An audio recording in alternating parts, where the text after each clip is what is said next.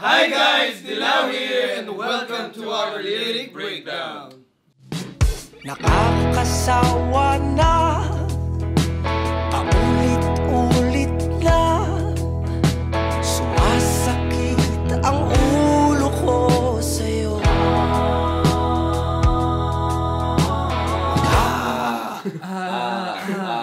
Maghapong uupo, magbababad na lang sa telepono, ubos na ang pansin, hindi pa rin ako kikibo.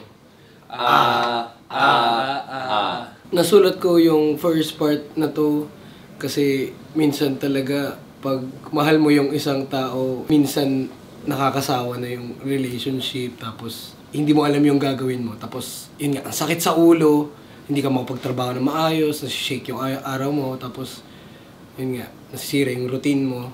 So parang mag-rant ka na lang pero hindi mo sasabihin sa kanya directly, parang like sa sarili mo na lang.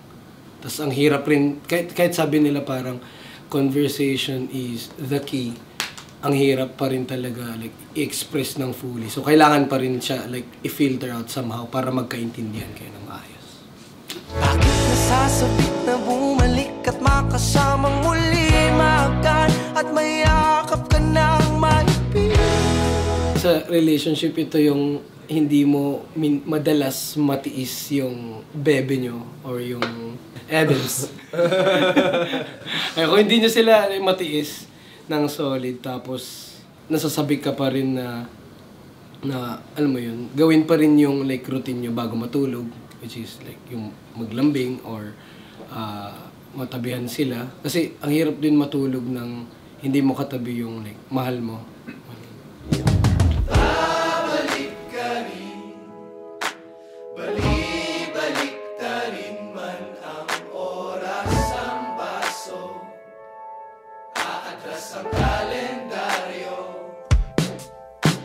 Para yan dun sa mga tropa ko na nakasama ko sila.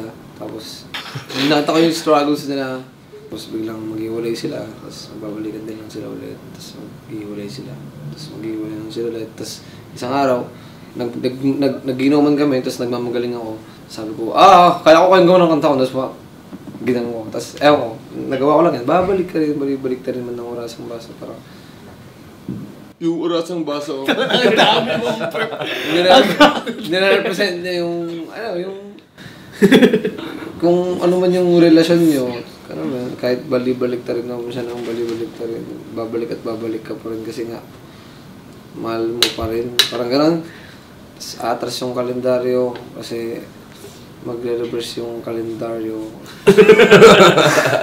Yung calendar is magre-reverse. Tapos pag nag-reverse yung calendar, babalik din. Ayun, babalik din yung binayad mo dun sa upa nyo.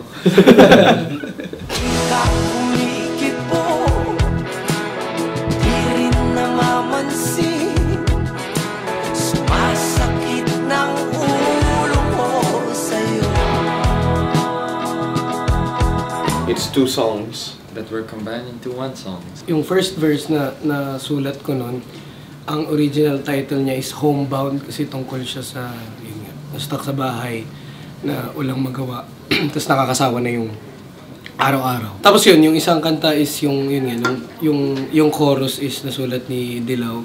Bakit mo kasi nasulat yung kanta? Kung babalik yung chorus? Parang kala Oo, para dun sa tropa naming magshota.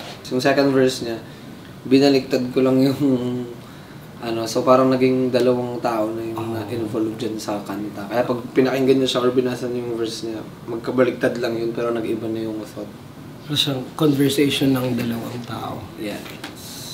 Tapos isa pang fun fact, yung part ng laging lutang, laging lasing, di na mapakaling masabihan ka ng good night baby. Nag-start lang yon sa nung nire-record namin as a joke.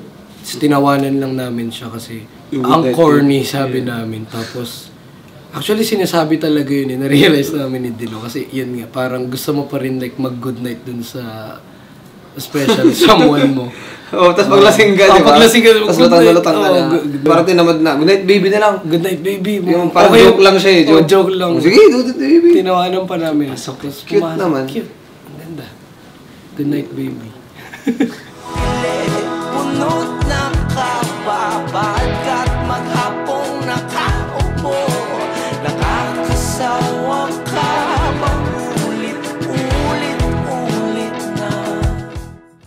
I was playing guitar on the recording, I was just thinking about the song, you know?